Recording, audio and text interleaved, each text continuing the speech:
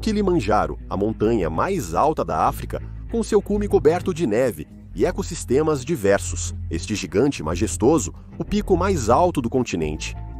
Elevando-se acima das planícies da Tanzânia, o Kilimanjaro é o lugar a ser.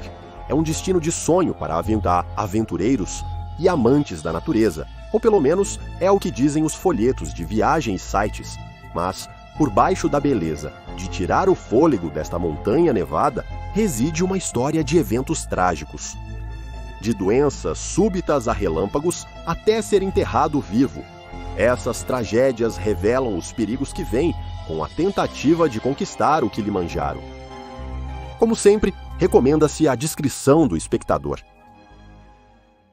Digamos que você é o homem mais veloz da África. Sua velocidade e esportes a motor lhe renderam elogios na pista, mas agora você busca um novo desafio. Algo que teste não apenas suas capacidades físicas, mas sua resistência mental e emocional. Então você decide escalar o Kilimanjaro, não por fama ou por um recorde, mas para se dedicar a uma causa próxima ao seu coração. Seu objetivo é conscientizar e arrecadar fundos para fornecer produtos sanitários, itens essenciais que podem ser escassos devido às condições socioeconômicas para meninas em comunidades rurais africanas. O desafio é monumental.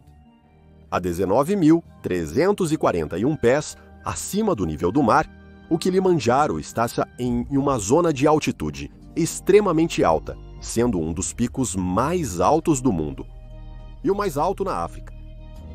A imponente presença da montanha é visível a quilômetros de distância e sentida através de sua significância cultural e ecológica.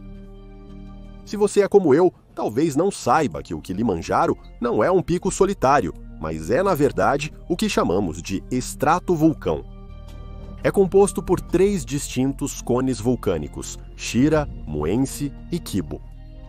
Shira e Muenzi foram erodidos e estão adormecidos há séculos, enquanto Kibo, o cume mais alto, abriga o cone de cinzas quase perfeito, conhecido como Pico Uhuru. Também é conhecido por suas condições climáticas extremas, que podem mudar rapidamente de um sol penetrante para uma neblina densa e seus variados climas. No pé do Kilimanjaro, você está em uma floresta tropical, zumbindo com a vida selvagem e espessa, com umidade, um maravilhoso mundo verde vívido. Conforme você sobe, o ar esfria e você se encontra na zona de charneca, com manchas de gramíneas espalhadas pelas encostas da montanha. A paisagem muda novamente para o deserto das terras altas, uma terra árida e desolada, onde o solo é basicamente rocha e poeira. Aqui, os dias queimam sob o sol equatorial e as noites trazem temperaturas congelantes que mordem até o osso. É difícil seguir com o ar rarefeito, tornando cada respiração uma tarefa. E então, o empurrão final para a zona ártica é como pisar em outro planeta. Quase nada vive aqui neste mundo gelado. O chão brilha com a geada e o vento corta, afiado e frio. Aqui o mal de altitude é mais intenso. Com o ar tão rarefeito, você está sobrevivendo com metade do oxigênio que precisa. O trecho final até o Pico Uhuru é o mais exaustivo. Os alpinistas avançam pelo ar rarefeito através do cansaço para chegar ao topo. Mas os que alcançam o topo vivem um nascer do sol inigualável. No topo de um dos lugares mais altos da Terra, o mundo se estende em todas as direções, uma recompensa de tirar o fôlego para aqueles que ousam conquistar o Kilimanjaro. Vale a pena? Só quem escalou o Kilimanjaro pode responder isso. Mas para Gugu Zulu, o tricampeão sul-africano de rally, a resposta tragicamente nunca veio. Em julho de 2016, Gugu Zulu, um renomado piloto de corrida e aventureiro sul-africano, embarcou em uma missão para escalar o Kilimanjaro com sua esposa, Letigo, como parte de uma expedição Trek 4 Mandela. O objetivo era arrecadar fundos e conscientizar sobre meninas que precisam de produtos de higiene pessoal. Gugu, conhecido por sua proeza atlética e espírito aventureiro, embarcou nesta escalada com um espírito cheio de entusiasmo e um compromisso de contribuir para uma causa maior. A escalada começou com promessa. Gugu e Letshego faziam parte de um grupo maior de alpinistas, todos unidos pela mesma causa, escalando sob a bandeira do Dia de Mandela, um dia que celebra o legado de Nelson Mandela e incentiva o serviço comunitário global. O ambiente era de companheirismo e empenho mútuo. Escalar o Kilimanjaro, como outras montanhas de altitude extrema, apresenta riscos significativos. O primeiro é o clima imprevisível. O clima do Kilimanjaro pode mudar abruptamente sem aviso. Os alpinistas podem enfrentar sol intenso, ventos severos e quedas súbitas de temperatura que podem levar à hipotermia. Essas condições não só testam a resistência física, mas também a resiliência mental, pois os alpinistas devem estar preparados para enfrentar elementos severos a qualquer momento durante a subida. Outro perigo considerável é o próprio terreno físico. Apesar do Kilimanjaro ser uma montanha principalmente para caminhadas, não exigindo habilidades técnicas de escalada, os caminhos podem ser íngremes, rochosos e escorregadios. Isso aumenta o risco de quedas que podem levar a lesões graves. Além disso, o solo vulcânico solto em algumas áreas, especialmente na descida, torna o escorregamento um problema comum, que pode resultar em entorses ou fraturas. Mas o fator de risco mais perigoso ao escalar o Kilimanjaro é o perigo sempre presente da doença de altitude. A doença de altitude é causada pela dificuldade do corpo em se adaptar à diminuição de oxigênio disponível conforme a altitude aumenta. Pode afetar qualquer pessoa, independente do condicionamento físico ou experiência prévia em altitudes elevadas. Os sintomas geralmente começam leves, como dor de cabeça, náusea, tontura e fadiga. Esses sintomas podem surgir horas após a subida e costumam piorar à noite, quando a capacidade respiratória diminui. É uma condição que pode evoluir de sintomas leves para complicações que ameaçam a vida em questão de horas. À medida que os alpinistas sobem, especialmente acima de 8.000 pés, o risco de desenvolver formas mais graves de doença de altitude aumenta significativamente. As duas condições mais perigosas são o edema pulmonar de alta altitude e o edema cerebral de alta altitude. O RAP pode causar sensação de sufocamento, com tosse que pode trazer catarro espumoso, possivelmente com sangue. A haste afeta seu cérebro, causando confusão, dificuldade para andar em linha reta e até alucinações. O que torna o mal de altitude particularmente perigoso é sua capacidade de piorar rapidamente.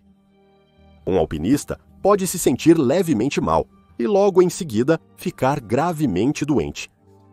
Essa rápida progressão de sintomas aparentemente menores para complicações graves é o motivo pelo qual toda escalada em alta altitude carrega consigo um elemento de risco. Não parece muito, até que de repente se torna uma ameaça crítica à vida, e foi exatamente isso que aconteceu com Gugu Zulu. Conforme a escalada progredia, Gugu começou a enfrentar desafios significativos em vez de se sentir ótimo. Em 16 de julho, apenas 2 dias na caminhada, ele atualizou seus seguidores nas redes sociais, expressando que estava enfrentando sintomas semelhantes aos da gripe, mas estava persistindo, motivado pela causa e pela beleza do ambiente ao seu redor. Sua última postagem nas redes sociais retratou sua luta e seu encanto com a beleza natural. Consegui passar pelo segundo dia. Minha esposa está indo muito bem, ela até aprendeu o idioma local. Estou com sintomas de gripe e enfrentando dificuldades, mas seguindo em frente aos poucos. Hoje avistamos nosso destino e acampamento acima das nuvens. Esses sintomas, semelhantes aos da gripe, seriam sinais precoces de doença aguda da montanha. Conforme Gugu subia a encosta, seus problemas respiratórios se agravavam. Apesar de sua determinação em alcançar o cume, sua condição piorou. Os detalhes do que aconteceu a seguir são imprecisos. O que sabemos é que Gugu teve problemas para respirar. A equipe médica com a qual ele estava também tomou a difícil decisão de descer e buscar ajuda médica. Infelizmente, a saúde de Gugu piorou muito rapidamente e ele faleceu antes que pudessem alcançar altitudes mais baixas. Mas Gugu Zulu não é o único indivíduo motugiásio motivacional a encontrar seu fim no Kilimanjaro. Imagine por um momento que você é alguém que dedicou sua vida a inspirar os outros. Você construiu uma carreira motivando as pessoas a seguirem suas paixões e terem vidas gratificantes. Para Scott Dinsmore, essa era a sua realidade. Um palestrante motivacional e fundador do movimento Viva Sua Lenda, Scott era todo sobre ultrapassar limites e viver a vida ao máximo. Mas mesmo para alguém como Scott, que parecia ter tudo resolvido, o Kilimanjaro provou ser um desafio implacável.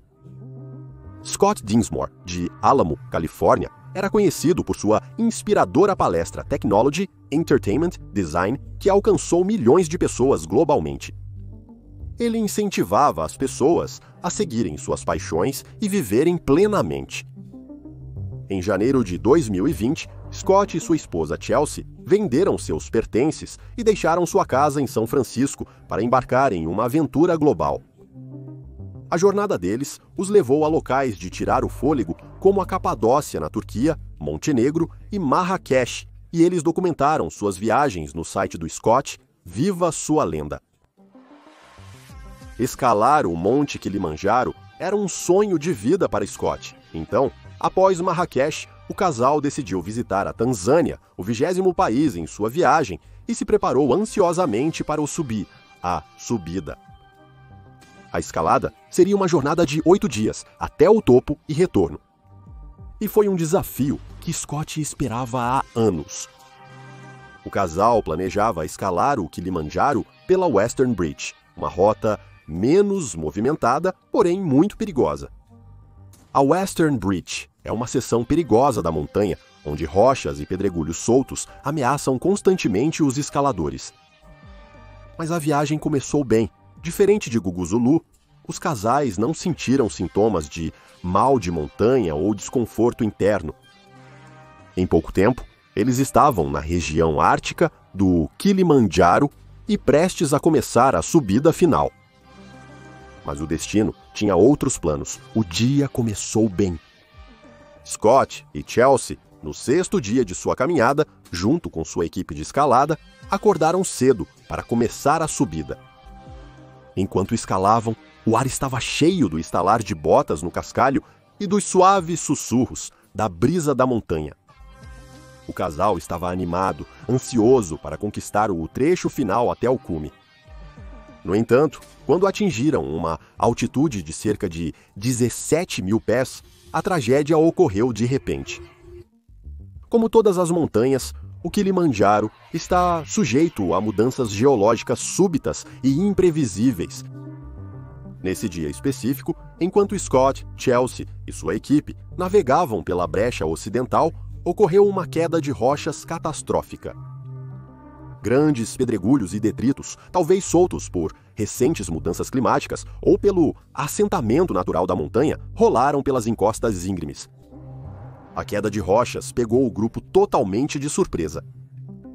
A maior parte dos detritos caiu inofensivamente ao lado deles, mas um enorme pedregulho, descrito por uma testemunha como grande quanto um veículo utilitário esportivo, se desprendeu das alturas acima e veio rolando encosta abaixo, diretamente no caminho do casal. Scott, que estava liderando o caminho, suportou o maior impacto. O som da rocha, atingindo a carne, foi descrito pelos alpinistas como um estrondo metálico ensurdecedor, como uma bola de boliche atingindo uma superfície metálica.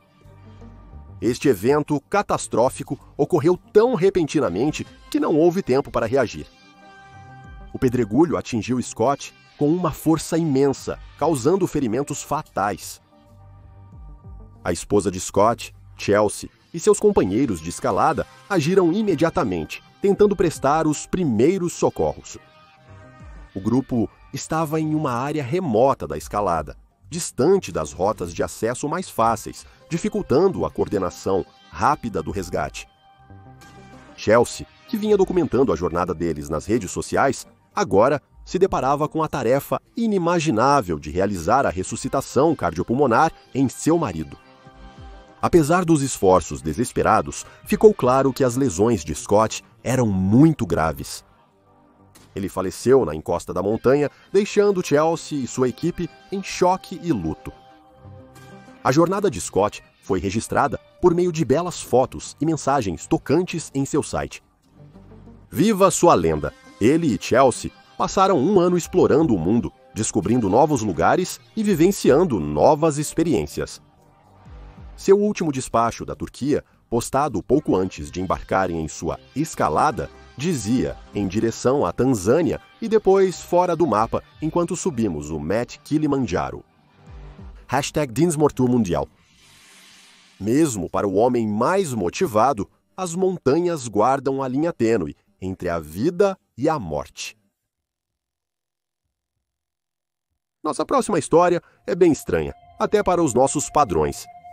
Já discutimos muitas quedas e acidentes em nossos episódios antes, mas este caso é singularmente chocante. Ian McKeever era um aventureiro renomado e palestrante motivacional de Lough em Wicklow, Irlanda. Ele era um membro líder da equipe Kilimanjaro Achievers, um grupo dedicado a liderar alpinistas ao cume da montanha mais alta da África. Ian tinha um impressionante currículo de montanhismo, tendo escalado o Monte Everest e detido o recorde de completar as 7 cimeiras, os picos mais altos de cada continente, no menor tempo, superando o recorde anterior por 32 dias. Além de montanhista, Ian era um apaixonado arrecadador de fundos para caridade e autor publicado. Ele era o orgulhoso autor de 2 livros, Dê-me Abrigo e Dê-me Heróis, e estava trabalhando em um terceiro, Dê-me 28 Dias. Além de sua escrita e escalada, Ian também estava envolvido na campanha Preto e Branco Faz Sentido, uma iniciativa antirracismo que ele empreendeu com seu amigo e guia de escalada africano, Samuel Kinsonga. Eles queriam bater o recorde da escalada mais rápida do Kilimanjaro juntos. Em dezembro de 2012, Ian embarcou em outra escalada do Kilimanjaro, desta vez liderando um grupo de mais de 20 escaladores, muitos dos quais eram irlandeses, em uma expedição de caridade para arrecadar fundos para hospitais infantis. Entre o grupo estavam estudantes de Ballinamore, no noroeste da Irlanda, juntamente com sua professora, Awif Ni Mahili. O grupo começou sua subida em 30 de dezembro e esperava chegar ao cume em bom tempo. Mas desde o início, essa escalada foi atormentada por problemas. Dezembro é a estação chuvosa na região do Kilimanjaro, e as condições climáticas nas encostas podem mudar rápida e drasticamente. Nos primeiros dias, os alpinistas enfrentaram chuva torrencial, tornando a escalada ainda mais desafiadora. Mas apesar das condições severas, Ian permaneceu otimista, incentivando sua equipe e atualizando os seguidores nas redes sociais sobre o progresso deles. Em sua última postagem, feita em 1º de janeiro de 2013, Ian refletiu sobre o evento da chuva na escalada. Shira 2, 4.000 metros. Chuva torrencial o dia todo. Os ânimos continuam bons apesar da impossibilidade de secar as roupas. Oramos por um tempo mais seco amanhã, o grande dia. É a Torre de Lava, dizia a postagem. A Torre de Lava, que Ian mencionou, é um ponto de controle importante na subida do Kilimanjaro. Está localizada a cerca de 15.000 pés na rota Kilimanjaro-Machame. Na torre, os alpinistas podem se aclimatar antes de irem para altitudes maiores. No entanto, naquele dia fatídico, tornou-se o local de um incidente horrível e, francamente, bizarro. Em 3 de janeiro de 2013, o céu estava cinza enquanto os alpinistas partiam, determinados a completar sua jornada. Mas a tempestade não compartilhava do entusiasmo deles. Piorou à medida que subiam. e o grupo enfrentou condições climáticas severas. A equipe, incluindo a noiva de Ian, Anna O'Loughlin, se agrupou tentando se proteger da tempestade. As condições eram aterrorizantes, com relâmpagos piscando ao redor deles e a ameaça de tempo mais severo iminente. Conforme se aproximavam da torre de lava, a tempestade tornou-se crítica. A equipe caminhava sob chuva e vento intensos com Ian McKeever liderando o grupo quando, de repente, a desgraça aconteceu. Literalmente, Ian foi atingido por um raio. O golpe foi repentino e feroz, não deixando tempo para qualquer reação do grupo. A força do raio foi tão intensa que derrubou outros membros do grupo de seus pés e que uma onda de pânico lançou os escaladores. O resultado foi instantâneo e devastador. Os raios podem atingir temperaturas de aproximadamente 50.000 graus Fahrenheit, o que é mais quente do que a superfície do Sol. Quando atinge uma pessoa, a alta tensão e corrente podem causar parada cardíaca, queimaduras graves, danos neurológicos e, no trágico caso de Ian, morte instantânea. Isso ocorre porque quando um raio atinge um corpo humano, ele busca o caminho de menor resistência, até o chão, o que muitas vezes envolve os sistemas cardiovascular e nervoso. A enorme carga elétrica passando pelo corpo pode interromper os padrões elétricos normais que regulam os ritmos do coração, levando a uma parada cardíaca imediata. Além disso, o calor do raio pode vaporizar fluidos sob a pele e no sistema nervoso, criando uma onda de choque que pode causar lesões internas e queimaduras graves. Para Ian, ele não tinha chance. Nas montanhas, estava ainda mais perto dos céus e totalmente exposto ao impacto. Isso destruiu a vida dele na hora. Felizmente, outros membros da expedição, incluindo sua noiva, Anna, que estava a apenas alguns metros de distância, ficaram apenas feridos. Mas o impacto também os abalou muito. John O'Donoghue, filho de Jack O'Donoghue, um alpinista de 60 anos que estava ao lado de Ian quando o raio atingiu, descreveu como a força do raio o jogou para fora de seus pés. Acredito que o papai escalava com Ian, apenas 1 metro de distância, quando a tragédia ocorreu, disse John O'Donoghue. Ontem, meu pai ligou do hospital para minha mãe com uma notícia muito triste.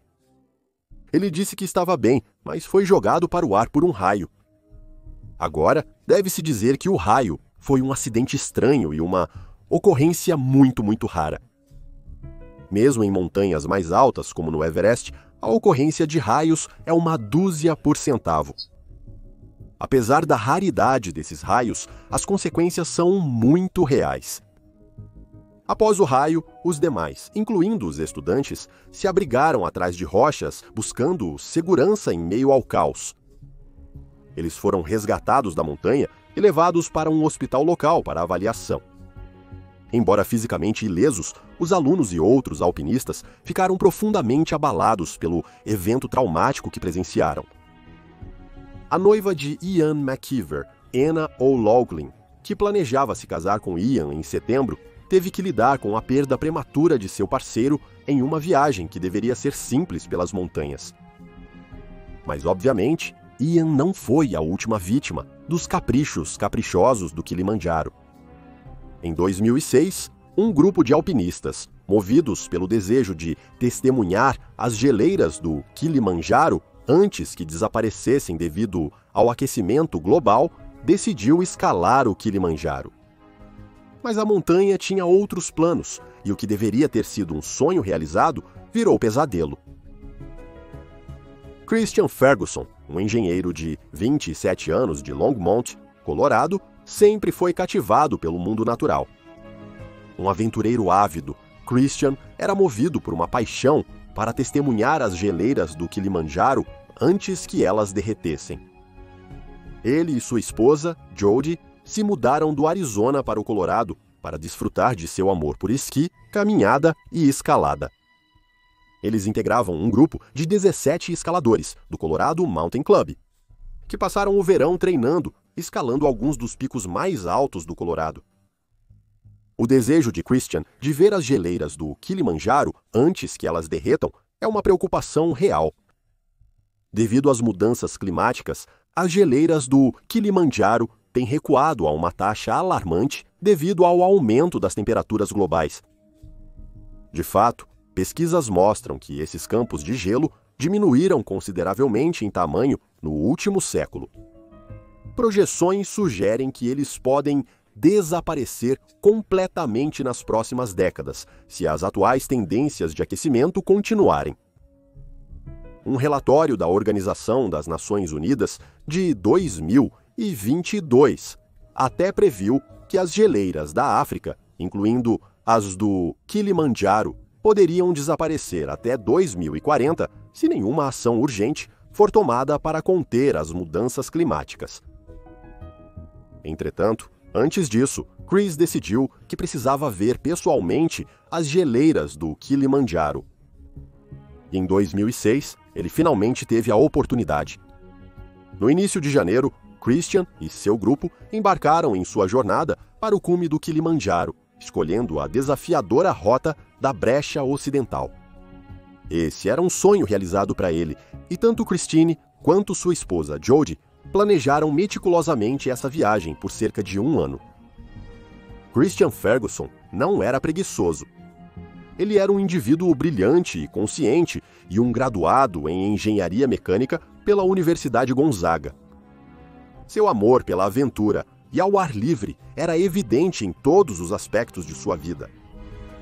Então, ele estava bem ciente dos perigos do montanhismo em altitudes tão elevadas e planejava não correr riscos. Conhecida por seus caminhos íngremes e traiçoeiros e potencial para quedas de rochas, a Western Bridge é considerada uma das rotas mais perigosas do Kilimanjaro. Apesar dos riscos, o grupo estava determinado, preparado e motivado pelo objetivo comum de alcançar o cume e presenciar as geleiras. A expedição, iniciada em 30 de dezembro, enfrentou condições climáticas severas desde o começo.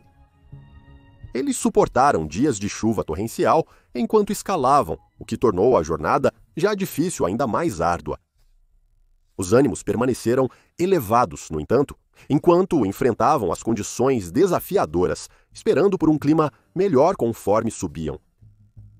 Até o dia 4 de janeiro, o grupo havia chegado ao acampamento base do Glaciar Arrow, situado a uma altitude de cerca de 15.800 pés entre o Pico Kibo e o Ponto Gilman. Eles estavam se aproximando do ponto crítico de aclimatação da Torre de Lava a 15.000 pés. Naquela noite, enquanto os alpinistas se acomodavam em suas tendas, o tempo mudou drasticamente para pior. Enquanto dormiam, mal sabiam eles que acima deles, a combinação de geleiras derretendo e chuvas pesadas recentes havia desestabilizado as rochas acima de seu acampamento. Nas primeiras horas do dia 5 de janeiro, enquanto os alpinistas dormiam, as rochas, soltas pela chuva e neve, caíram em um repentino deslizamento de terra. Pedregulhos, deslocados de pontos mais altos da montanha, rolaram para baixo com um impulso crescente e atingiram o acampamento com a força devastadora de um trem de carga, e as tendas, pouca proteção contra tal massa, foram esmagadas sob o peso das rochas. Se você já acampou, provavelmente pode imaginar estar na sua barraca, no meio de uma noite escura como breu. Cercado pelo ar fresco da montanha, você está dormindo tranquilamente, quando do nada acorda com um barulho cada vez mais alto. Sua adrenalina e terror disparam quando sua barraca é subitamente atacada por pedregulhos. Não há para onde ir, nem mesmo ver o que está vindo para desviar. Christian Ferguson, um escalador apaixonado e aventureiro, estava entre os diretamente atingidos pelo deslizamento de rochas. Ele morreu instantaneamente devido ao impacto. Sua esposa, Jodie, também na mesma tenda, foi ferida pelos escombros que caíam, mas, incrivelmente, sobreviveu ao calvário.